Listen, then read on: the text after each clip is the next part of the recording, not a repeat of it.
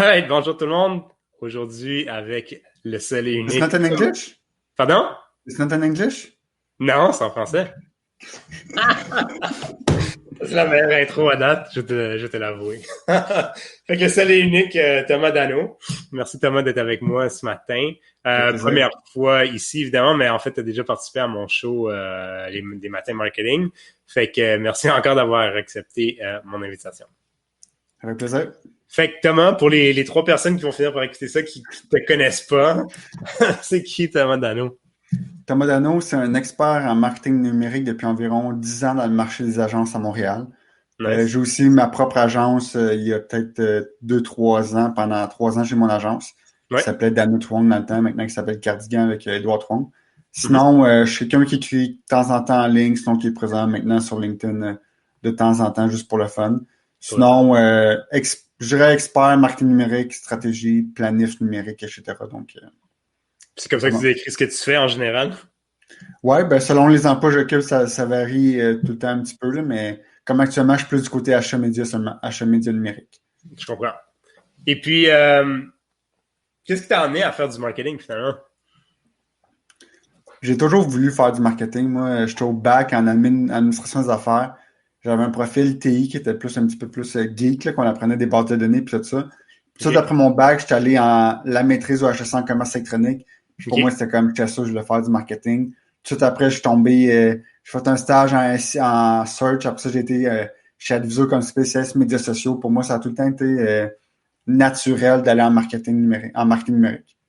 Mais y a-tu eu un déclic à un moment donné? Y a-tu quelque chose, as-tu genre vu une campagne publicitaire pis t'es comme, ah, c'est ça que je veux faire? C'était-tu le genre de petit qui courait dans les rues en train d'essayer de vendre de quoi ou mettre, je sais pas. Pas en tout, non. Je suis plus un gars tout le temps sur son ordi.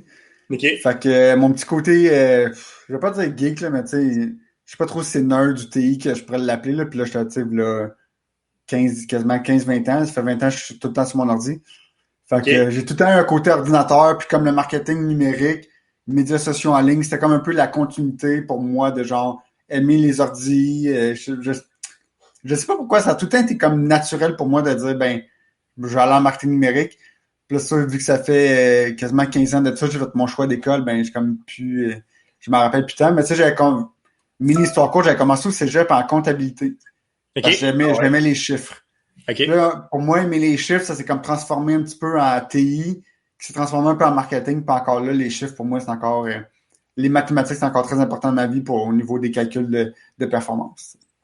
Fait que c'est pour ça que, parce que c'est quand, d'ailleurs, on s'est rencontrés chez Adviso, justement, mais c'est pour ça que tu t'es un peu orienté vers, tu sais, tout ce qui est paid puis online et tout ça à cause de ton amour, entre guillemets, pour les mathématiques. Tu trouves que ça vient rimer les deux? Parce que quand je t'ai rencontré, tu étais très social media, là, il y avait peut-être moins le ROI derrière tout ça, ou à moins que je ne le savais pas. Je pense que j'invente un peu, je spin un peu ça, là, je t'avouerai, là. Parce qu'en effet, j'ai commencé les médias sociaux que les chiffres, c'était mais encore là, j'ai tout le temps été un peu, j'ai tout le temps aimé le côté chiffre de ça, puis j'ai pas eu peur d'analyser des fichiers Excel de publication avec les posts, avec plein de valeurs différentes. Fait que pour moi, les gros fichiers Excel, j'ai toujours aimé ça.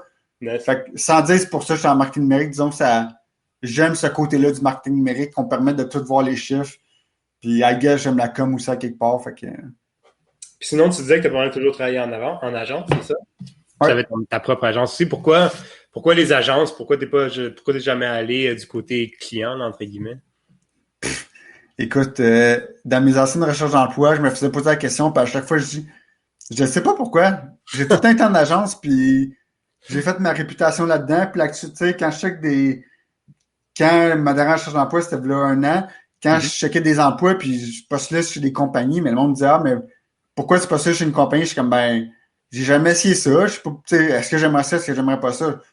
Puis comme les agences, ça varie beaucoup d'une entreprise à l'autre. Ouais. J'aime le côté très dynamique des agences. C'est quelque chose qui est comme, c'est le fun, ça bouge tout le temps. Différents clients, différents types de mandats. Tu sais, selon les années, c'est pas pareil. Fait que je pense que c'est ce côté-là des agences que j'ai toujours bien apprécié, le dynamisme des agences. Je comprends. Et puis comment dire? Fait que j'imagine le rendu au stade où t'es dans ta carrière, tu gères des équipes et tout ça quand même. Comment est-ce que tu vois la gestion d'une équipe, mettons dans le domaine du paid, puis tout ça, c'est quoi les challenges? C'est quoi gérer une équipe quand on fait du paid? Écoute, si on va au challenge, les challenges actuellement, je trouve, puis ça, je l'ai vu parce que j'ai changé beaucoup d'équipes dans les dernières années pour plein de raisons. Qu'est-ce qui est tough, c'est analyser l'expertise de quelqu'un rapidement. Comment savoir si quelqu'un est bon dans qu'est-ce qu'il fait. Tu OK. sais, ah, salut, tu fais du search, cool, ça fait 3 ans que tu fais du search ailleurs, tu dois être bon, puis point, genre, qu'est-ce qui est complexe, c'est tant que t'es pas allé dans le compte, puis t'as pas Hmm. vraiment vu qu'est-ce que la personne fait, c'est très dur. Il y a beaucoup d'intangibles dans des pratiques numériques qui fait que quelqu'un qui dit ah mais je suis bon là-dedans puis tu sais, on va dire qu'on les croit souvent par parole, c'est comme tu passes du monde en entrevue, tu dis ah t'es-tu bon puis là tu essaies de poser deux trois calls mais tu sais n'importe qui avec un petit peu d'expérience peut répondre. Fait que, Ouais. un des challenges c'est comment assert l'expertise de quelqu'un en numérique, c'est quelque chose que je trouve dur puis qu'en entrevue c'est tout le temps un des gros challenges.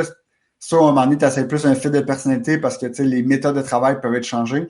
Ouais. Mais ça reste là, c'est comme quand tu arrives dans une nouvelle équipe, OK, tout le monde fait plus que 2 ans, vous faites du search, hein.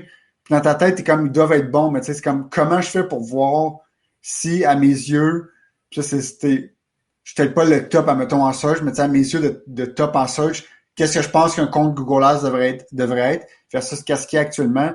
Ça, c'est un des beaux challenges du marketing numérique parce que tu peux voir directement dans les comptes qu'est-ce qui se passe. Fait que, tu sais, c'est un challenge qui est avec, quand tu as du temps, qui est facilement facile à résoudre. Mais Ouais. pour moi, ça, c'est un des challenges. Comment savoir si quelqu'un est vraiment bon ou non dans son expertise? Un Ouais. gros challenge. Sinon, plus en plus, tu sais, le marketing numérique puis l'achat média numérique se spécialise beaucoup avec le temps.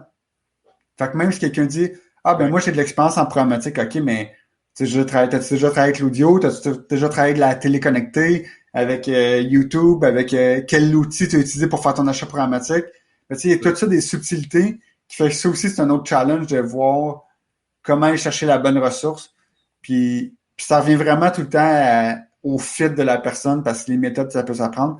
Mais ça Ouais. aussi, c'est vraiment, tu sais, le challenge, la précision de l'achat de médias numériques fait que c'est tough. Autant analyser si quelqu'un est bon, puis analyser ce qu'il fait bon aussi. Fait que je pense que c'est un des challenges en tant que gestionnaire d'équipe. Si Ouais. on revient à ça, là, je pense que c'est un des gros challenges actuels. Fait que je peux imaginer, ça va être encore plus tough pour un genre, mettons quelqu'un, côté client, là, appelons ça, une entreprise veut embaucher quelqu'un, là, si toi, tu as un peu de Mais difficulté ouais. avec ça, quelqu'un qui se connaît pas du tout, sont perdus. T'es-tu bon, toi? Ouais? OK. Ah, c'est bon. Cool. Fait puis sinon, quand tu gères tes équipes, est-ce que tu mets en place des routines particulières? Il y a plein de monde qui parle de stand-up, des trucs comme ça. Y a-tu des choses que tu mets en place ou ou non, ou comment tu vois ça d'habitude? Ben, si on y va pré-COVID pour qui était un petit peu plus normal, c'était beaucoup des rencontres. Moi, j'aime beaucoup les rencontres one-on-one à chaque semaine. Pour OK. débuter la semaine, souvent, ah, mais c'est quoi tes roadblocks, c'est quoi tu vas faire cette semaine? Ça, j'aimais beaucoup ça. Mhm. Sinon, c'était à chaque mois, dans mon ancienne agence, c'était des coffee talks. Qu'est-ce comme bon, mais 3 points positifs, 3 points négatifs. Mm. Qu'est-ce qu'on fait pour le mois d'après, à chaque mois? OK. Maintenant, en temps de COVID, ça a coupé un peu les meetings de groupe. Tu sais, les meetings faciles, fait que c'est là qu'il faut imposer davantage, ben imposer. À mettre des rencontres à chaque, comme ça me tombe 2 fois par semaine, on a une rencontre avec l'équipe programmatique pour dire, Mm. ah ben, quoi de neuf tout le monde, c'est un petit peu de social. Il y a le Ouais. côté social qui vient plus faire son appel dans les rencontres, alors qu'avant, c'était plus, bon, ben, tout se passe, ok, tout se passe, ok, next. Tandis que là, vu qu'on se voit jamais, Mm. la fois qu'on se voit, c'est une rencontre de groupe, fait que là, ça a plus un aspect social qu'un aspect professionnel. Mais les deux sont là, mais tu sais, l'aspect social est plus important. Ouais. Puis comment tu vois pour aider, si on regroupe un peu les deux, là, ce que tu disais avant, comment déterminer la qualité de quelqu'un ou son expérience, etc. Puis les travaux d'équipe, là, pas les travaux, les rencontres, tout ça. Comment est-ce que tu vois, est-ce que tu vois, comment tu fais pour genre coacher, upgrader, aider le monde à s'améliorer finalement, ton équipe, là, je veux dire. Damn. Oh, God. Ça va beaucoup avec des rencontres de suivi. C'est des rencontres de suivi par la suite pour voir souvent des séances de travail. Là. Tu sais, à Ouais. distance, là, bon, on va partager notre écran. OK, bon, mais on va optimiser tel compte, parfait. On se book un agenda. À ce moment-là, on regarde c'est quoi les steps qu'on devrait passer pour optimiser le compte. Ça n'a pas le choix de faire on n'a plus le choix de faire des séances de travail super précises dans le temps. Bon, mais là, on prend une demi-heure pour parler juste de ça.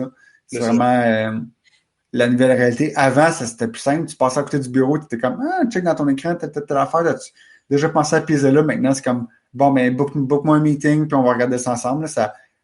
Ça enlève un petit peu le côté casual de ça, mais bon, c'est Ouais, rendu obligatoire, là. ouais. Puis sinon, tu sais, si tu verrais, puis là, on envoie sur deux sujets un peu, là, mais tu sais, si mettons, je suis quelqu'un qui est relativement junior, mettons, en paid, puis je veux m'améliorer, comment que je fais? Parce que c'est sûr que c'est pas tous les clients qui vont accepter que j'utilise leur compte comme des tests et tout ça. Ou peut-être que oui. Comment tu verrais ça, toi? Je dirais qu'il y a oui, il y a testé ses clients. Sinon, c'est toutes les formations que les outils donnent. Tu sais, je pense à Verizon, à Trade Desk, à Google, ils ont tous leurs outils, leurs certifications. Tu sais, t'as pas le choix de passer par là parce que tu connais les features, parce que sinon, même les clients, suffit que t'ailles pas le type de client e-commerce, mais là, il y a plein d'outils que tu n'apprendras jamais, mais si tu veux les apprendre, mais c'est à travers les formations qu'ils donnent en ligne. J'ai remarqué de plus en plus tous les outils essaient de se prévaloir de leur propre formation, certification, juste pour avoir une certification de plus à mettre sur LinkedIn. Là. Fait que je miserais Ouais. beaucoup là-dessus. Ah ouais? Et puis, sinon, si on retourne un peu pour les clients, puis ça, en général, quand tu parles de paid, puis de la performance, etc., tu sais, du marketing de performance, c'est quoi les métriques qui sont les plus importants pour eux autres d'habitude? Tu sais, les KPI, etc. La métrique finale, on espère toujours ça va être le ROAS, le Return on Ad Spend, qui est vraiment combien d'argent j'ai fait avec ça. C'est tout le temps, on va dire, on va espérer avoir tout le temps cette métrique-là pour voir la performance des campagnes de conversion. Hmm. Sinon, on va reculer au CPA, le coût par acquisition. Sinon, on va essayer le coût par visite qualifiée, coût par clic. Puis après ça dépend des comptes. Là, mais tu sais, puis il y en a des clients, c'est des campagnes de masse. Bon, mais là, on va y aller le coût par reach, le coût par 1000 impressions. L'indice de viewability, c'est bannière, par exemple. Hmm. Mais sinon, performance pure et dure, on va viser ROS, sinon le CPA. Hmm. Je pense qu'on va me couper un peu, ou c'est peut-être moi, mais J'ai juste dit CPA. ok, Ça. c'est bon. C'est parfait. Je vais essayer de booster mon Wi-Fi, mais qu'est-ce que je voulais dire? Fait que, puis quand, tu sais, si mettons, je suis une entreprise, puis je veux faire du paid, puis ça, tu sais, là, tu as parlé de plein de métriques différentes, là, comment est-ce que je sais comment est-ce que je devrais déterminer ce qui est important pour moi, finalement? Ça, je te peux répondre à ça. On parle souvent de l'objectif d'affaires. C'est quoi OK. l'objectif de mon entreprise? Par exemple, même objectif d'entreprise qu'on va transformer en objectif d'affaires, qu'on va transformer en objectif marketing, qu'on va transformer en objectif média. Puis c'est là qu'on pourra prendre nos décisions. Parce que Je comprends. c'est sans tomber dans c'est tout le temps dans ça dépend. On essaie le but, c'est vraiment de s'aligner aux objectifs d'affaires pour les transformer en objectifs marketing, qui souvent va avoir des objectifs médias liés à ça. C'est Hmm. comme quand même un gros cheminement à prendre avant de faire la décision. Dans le day-to-day, c'est sûr, je ne mentirais pas. Le coût par clic quand même revient souvent, le CPM, le CPC ou le CPA. Là, souvent, ça va souvent se baser là-dessus. Maintenant, il y a d'autres discussions sur ben c'est quoi une conversion pour vous, le client? Il y a aussi ça. Tu as l'infolette, tu as les ventes, tu as quelqu'un qui est allé dans la section à propos de nous, quelqu'un qui a cliqué sur le téléphone, quelqu'un qui a rempli un formulaire de lead. C'est aussi là les discussions à avoir. Des fois, c'est des discussions à avoir en amont avec le client qui a même lui est comme ben oui, c'est vrai, c'est quoi pour moi une conversion? Puis ça ouvre des Hmm. fois des discussions intéressantes où ben peut-être qu'il me manque de trucs de conversion sur mon site web, de déclencheur de mon site web. Il y a ça aussi, tout Hmm. l'aspect mesure qui va être avant même les réflexions de campagne. Je comprends. Et puis, ouais, fait que finalement, c'est un peu l'utilité de travailler avec une agence, là, ça te force un peu à réfléchir à vraiment ce que tu as besoin au lieu d'essayer de le faire toi-même. Ouais. C'est vrai? Ouais. Cool. Sinon, je Euh, demande, c'est marqué qu'il y a 0 personne là, qui nous écoute, là, c'est normal? ouais, parce que c'est pas streamé en direct. OK, puis après ça, est-ce qu'ils vont voir qu'il y a 1000 personnes qui l'écoutent? Genre? Non. Non, même pas, ils vont pas voir 1000, Non. 2000, non? OK. Je peux essayer de le hacker si tu veux pour que ça monte de 2000. Mais si tu veux le partager online, ça saute que c'est. Non, c'est parce que c'est un outil de. Restream, c'est un outil qui permet de faire la diffusion en direct, mais si je donne pas de canaux, en fait, ça te permet juste d'enregistrer les épisodes, OK, là, je sans avoir les logos de Zoom et tout ça, là, ce que comprends. j'aimais moi avec Zoom. Euh, Qu'est-ce que je voulais dire? Fait que là, on a parlé de métriques, on a parlé de ça, mais est-ce que, en termes de, pour quelqu'un qui fait de la performance, etc., du marketing de performance, c'est quoi les outils qui sont importants pour eux autres? C'est comme ton marketing stack, là, si tu veux. Google Sheets, Excel. Sinon, ça dépend vraiment des outils qui sont utilisés, qui va souvent varier d'une agence à l'autre. Tu sais, que ce soit Google Ads, Google DV360, Google Display Video 360, Trade Desk, peu importe la DSP utilisée. Souvent, ça va être un mix de la DSP utilisée, un outil pour rassembler les données qui va être soit un Google Sheet ou un Data Studio, par exemple. Donc, souvent, c'est ça, des outils pour faire les rapports. Bonne question. Non, mais tu sais, on a aussi des outils de gestion de projet comme Trello et Asana qu'on utilise, OK. ou Monday qui existent. Ouais. Mais sinon, en tant que tel, on utilise beaucoup les outils qui sont fournis, comme les DSP de Verizon, Sacadap, etc. Puis après ça, on exporte les résultats dans Excel tout simplement, parce que c'est ça qui est tough quand on utilise à côté programmatique, qu'on a plusieurs DSP qu'on utilise, mais ils ne se parlent pas tant que ça entre elles. Fait qu'il faut tout exporter dans un autre fichier si nous, on veut analyser. Je sais que si on ouvre la discussion, il y a un Campaign Manager aussi qui permet de tout rapatrier les informations, mais en tant que spécialiste programmatique, souvent on peut se regarder, regarder les plateformes, les performances de notre outil qu'on va exporter pour pouvoir jouer dedans si on veut. Je comprends. Et puis si, mettons, tu t'avais à décrire un peu le trajet, je sais pas comment on explique ça, d'un projet typique, là, du jour 1 avec ton client jusqu'à je sais pas, jusqu'à un certain point. C'est par où que tu commences d'habitude, puis qu'est-ce que tu fais par la suite, etc., etc. Rencontre kick-off client. Jour d'après, tu mets ta campagne en ligne. Non, c'est quand même assez complexe selon les. Il y a des clients assez simples, des clients assez complexes. On va dire rencontre client, kick-off.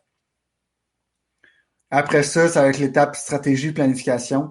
Que là, l'agence se tourne de leur bord. Mais à qui on parle, pourquoi on parle, qu'est-ce qu'on veut faire exactement. Qu'on va arriver avec la stratégie. La stratégie va être présentée au client. Le client, il dit oui ou non à la stratégie. Après la stratégie, ça va tomber en planification. Puis là, ça dépend tout le temps aussi si, admettons, l'agence fait les créatifs ou si l'agence fait juste le plan média. Mais ça va tomber en plan média. Après ça, le plan média va être encore une fois approuvé par le client. Après ça, on va tomber en exécution les tactiques médias. Blablabla, la campagne se passe, l'optimisation pour finir un rapport. Ça, c'est la version quand même assez short and sweet qui peut quand même bien aller avec des clients pas qui posent trop de questions, mais des clients qui sont bien ordonnés, qui n'ont pas 40 000 vérifications, puis finalement, la campagne change, fait qu'il faut revenir en arrière. Là, ça serait le profil typique. Cool. Puis sinon, basé, ça fait quand même longtemps que tu disais que ça fait quand même longtemps que tu fais ça. Où est-ce que tu vois un peu tout ce qui est les médias en ligne? Évidemment, c'est quelque chose qui change beaucoup en ce moment. Il y a beaucoup de... On entend beaucoup parler, pas notamment des Facebook ads, on entend la mort du cookie, etc. C'est quoi un peu ta vision? On pourra revoir dans quelques années si tu avais raison ou pas. Mais c'est quoi ta vision de où s'en vont les choses un peu? Bonne question, bonne question. Il y a beaucoup de réflexions au niveau de ça, les cookies, puis iOS 14 qui venait pour tout changer, qui finalement ont fait un backtrack, là, mais je pense que l'aspect propriété des données, l'aspect first party va devenir de plus en plus important. Puis comment je parle à mon monde sans devoir passer par du third party, parce que ça se peut qu'un jour il soit coupé. Fait que toute cette partie-là, je pense que les entreprises, il y en a qui depuis le début misaient là-dessus. Je pense à des L'Oréal qui aiment beaucoup les courriels ou la majorité des compagnies qui aiment beaucoup les courriels. Pour eux, ça fait longtemps que ça a de la valeur pour eux. Je pense que c'est eux les entreprises qui vont, quand il y aura des changements qui vont toucher la vie privée, mais ceux qui vont s'en sortir le mieux. Moi, comme je dis, des fois, je dois parler à du monde puis pour parler des cookies. Puis je leur dis, tu vas être prête à ce qui va arriver, mais munis-toi de données de première partie que tu as contrôle dessus, puis tu peux facilement jouer avec, que tu peux mieux contrôler. C'est vraiment la meilleure façon de se préparer à l'avenir, c'est d'avoir le plus de données de première partie possible. Mm-hmm. Ça, c'est juste une partie. Là. De l'autre bord, il y a tout l'aspect, comme le stack technologique qui est quand même important, se prévaloir d'être humain intelligent aussi. Là, mais sinon, si on veut une addition plus vers le nouveau cookie, vie privée, pardon, je pense que se prémunir de données premières devient de plus en plus important. Fait qu'en fait, c'est de s'assurer c'est ça, qu'on n'est pas complètement dépendant des plateformes non plus, c'est ça? Exactement. Parce que au fur et à mesure que ça change, toi, tu peux toujours te rabattre un peu sur tes données de premier niveau, comme tu disais. Et puis après, ben, on peut repartir des campagnes quand on comprend un peu mieux la réalité des choses, c'est ça? Ouais. Cool.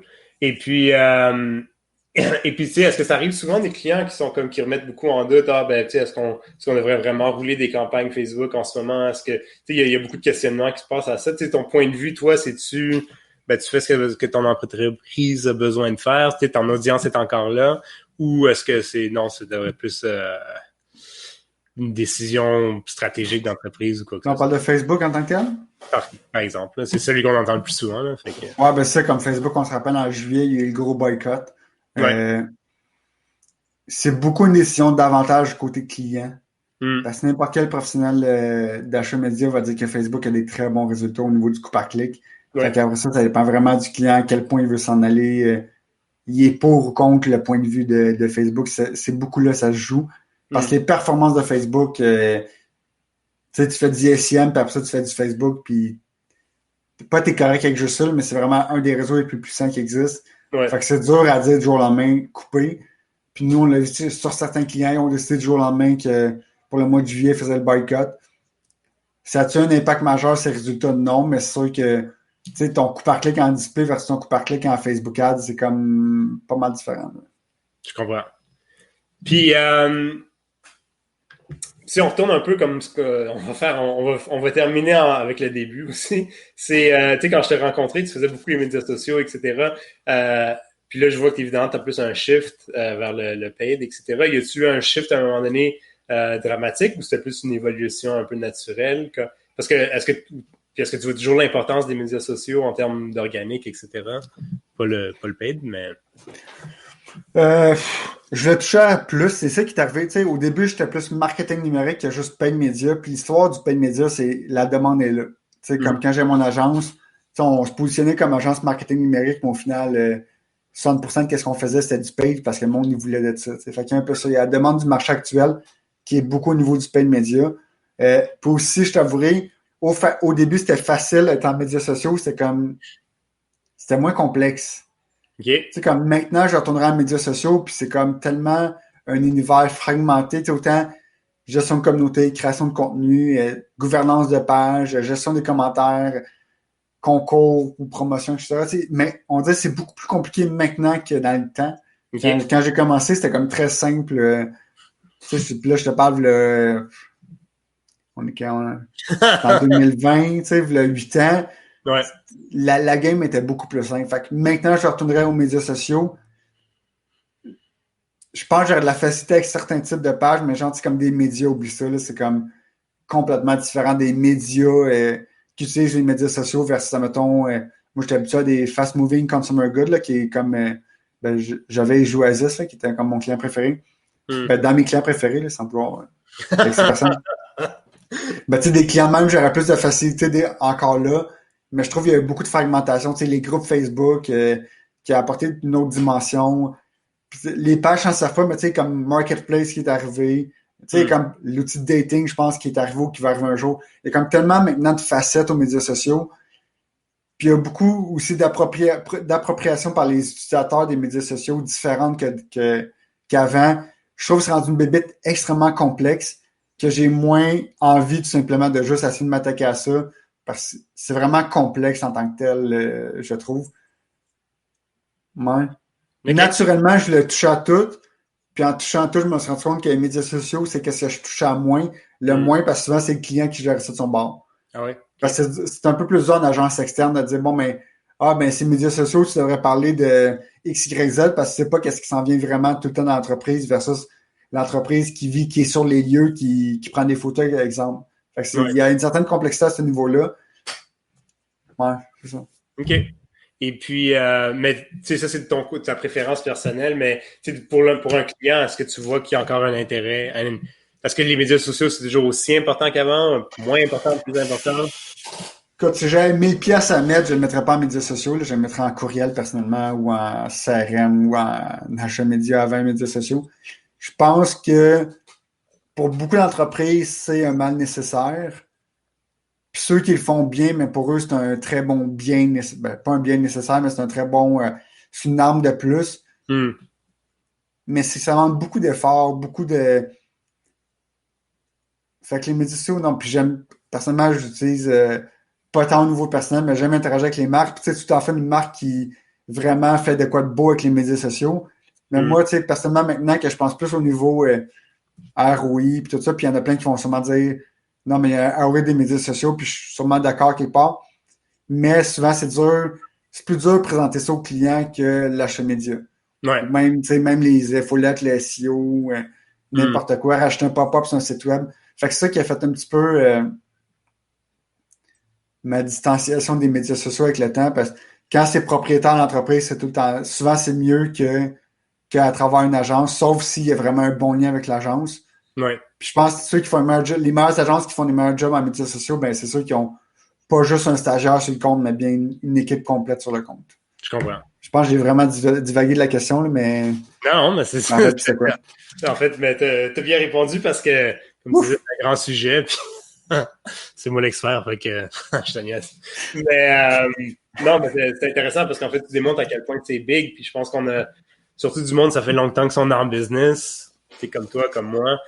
Puis qu'on n'a pas évolué avec le temps. On est Ouais. en train de dire, ah, médias sociaux, c'est facile, là. Tu mets Tu mets un post, puis le monde, il like, là. Je veux dire. puis c'est fait, là. Puis la réalité, c'est que c'est pas ça, comme tu dis, tu sais, la production de contenu, puis décliner son contenu sur 24 canaux Ben différents. ouais.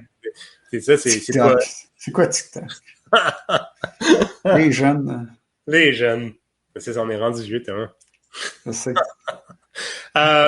OK, fait que, ben, ce que j'ai aimé, t'as dit, par exemple, c'est que t'as touché plein d'affaires au marketing. Fait on va terminer avec cette question-là, puis ça va être, si t'avais un conseil ou 25 conseils, là, comme tu veux, à donner à quelqu'un qui commence en marketing en ce moment, qu'est-ce que tu aurais à donner? Wow. Moi, souvent, ce que je dis, il y a les formations, les certifications à faire en ligne qui sont tout le temps intéressantes parce que c'est vraiment un ajout de plus au CV. Tu sais, OK. il y a tellement de monde, en même temps, qui sort du bac en com de l'UQAM ou du bac en com point, là, sans viser Mm. l'UQAM. Puis il n'y a rien qui se sépare tant que ça des autres. Puis c'est là que les certifications viennent donner un petit côté de plus. C'est comme la seule façon de vraiment aller dans le plus concret possible sans avoir un client, Mhm. qui est ça. Fait que c'est sur ça que je dirais rapidement. Sinon, mais c'est beaucoup de. Sinon, j'irais rencontrer du monde qui travaille là-dedans pour leur poser plus de questions. Là, parce que j'allais dire lire des blogs en ligne, mais c'est plus comme avant, lire des blogs en ligne. Là, c'est moins, je pense que c'est moins précis puis c'est moins utile peut-être qu'avant parce qu'il y a moins de contenu sur les blogs en tant que tel, puis qu'il y en a davantage sur les fameux médias sociaux. Euh, ouais, c'est tough. J'avoue, v'là 5 ans encore, j'ai d'aller lire les blogs. Tandis que maintenant, je suis comme un peu mitigé sur où est-ce que je dirigerai la personne. À Mm. part les formations, bien sûr, les certifications, là. Ouais. Et puis, ben, il y a quelque chose à mentionner. Tantôt, j'ai dit que je terminais sur l'autre question, mais fait que Puis c'est la fois comme que tu dis ça, là. dernière question, point B, si tu veux.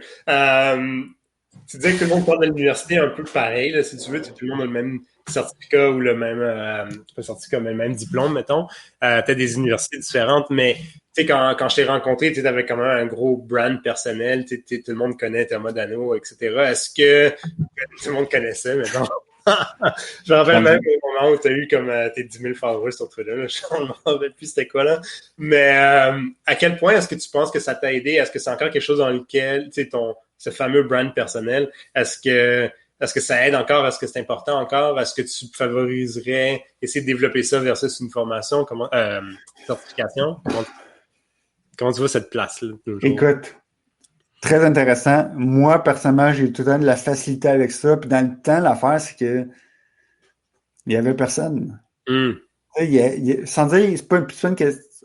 J'allais dire une compétition, mais tu sais, une compétition de l'attention à quelque part. Ouais. Puis dans le temps, tu sais, comme moi, j'étais beaucoup impliqué sur Twitter, j'étais actif sur Twitter au Québec en français, ce qui était quand même pas rare, là. Il y avait, sans dire des millions de personnes, des centaines de milliers de personnes. Mm. Mais c'était un peu ça mon edge, un peu. Les first movers. J'essaierais, là, je sortirais de l'université, puis j'essaierais d'avoir un branding personnel, genre, ben, j'aurais sûrement des trucs, là, mais, que je vais peut-être dire après, mais c'est plus tough, c'est plus pareil, tu sais, c'est tellement fragmenté maintenant. Si j'avais à le faire, ce que je ferais, C'est drôle parce que, genre, on va dire que je l'ai fait un petit peu à temps perdu, là. Ça serait d'avoir beaucoup de connexions sur LinkedIn. Je pense Ouais. que c'est quelque chose. Puis moi, ça ne me dérange pas de le dire. J'utilise, par exemple, j'utilisais une fois par, pardon, un mois par année, j'installe DocSoup à 20$ par mois pour me connecter automatiquement. Je l'avoue, c'est pas quelque chose que. C'est correct, c'est un outil qui existe, que tout le Oh monde ouais, non, mais tu sais, ça reste un robot qui fait juste connecter avec tout le monde, là. Ouais. Mais si j'avais recommencé, sûrement je commencerais par ça juste pour développer un peu mon réseau personnel. Mais je pense de plus en plus, c'est l'importance, ben c'est quoi ta voix, tu sais, c'est quoi, comment toi tu parles. Surtout si tu commences, tu n'as pas d'expérience, pourquoi est-ce que le monde te suivrait ou t'écouterait ou engagerait avec toi? Je pense que c'est là le challenge, puis voir comment tu veux te positionner là-dessus, tu sais. Parce que c'est pas juste avoir des likes, mais c'est OK, mais c'est quoi le next step après ça, tu sais? Mm. Je pense que ça a moins d'importance maintenant qu'avant en marketing numérique. C'est sûr, si tu veux une job précise, n'importe quoi, mais tu veux être tu veux travailler chez Lego, j'ai un Lego sur mon bureau, tu veux travailler chez Lego, peut-être que là, ça t'essaierais d'avoir un branding personnel en lien avec ça, mais tu sais, tu veux une job normale. Je pense qu'il y a aussi beaucoup de demandes que c'est moins, peut-être pas autant nécessaire. Tu sais, moi, je le faisais parce que j'aimais ça à la base, là, j'aimais ça un peu parler, puis j'ai tout le temps aimé bloguer. Dans le temps, je bloguais beaucoup. Mhm. Ouais. Fait que je pense que pour venir à ta question, je pense que j'essaierais surtout de me bâtir un réseau sur LinkedIn rapidement. Puis le reste, après ça, trouver ma voie à travers ça. Quand tu dis trouver ta voix, non, on ajoute plein de parenthèses, là, c'est pas. Je sais. Ben, comment je parle? Tu sais, qu'est-ce que je poste? Est-ce que je suis un expert en médias sociaux? Est-ce que je poste à chaque jour une nouvelle?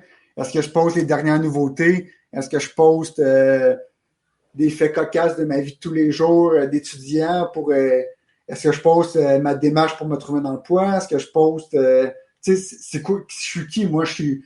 Comment je me différencie des autres sur LinkedIn? Mm. Super. En toute transparence, au Québec, je pense qu'il y a encore beaucoup d'espace pour juste du monde qui parle de marketing numérique sans être. Juste parler des nouveautés. Là. Il y a pas assez d'activités tant que ça sur LinkedIn pour dire que le marché s'attire au Québec en français. Parler Français. de nouveautés LinkedIn. Là. Ouais, parce qu'en anglais, là, tu as la compétition, le reste du monde, là, mais en français, c'est quand même assez. C'est pas si pire encore, je pense. Cool. Ça, c'est dernière parenthèse, on a terminé. Merci. OK. Ouf! Merci beaucoup, Thomas. C'était vraiment intéressant. Puis au plaisir. Ben ouais. À bientôt, Fab. Bye. Ciao.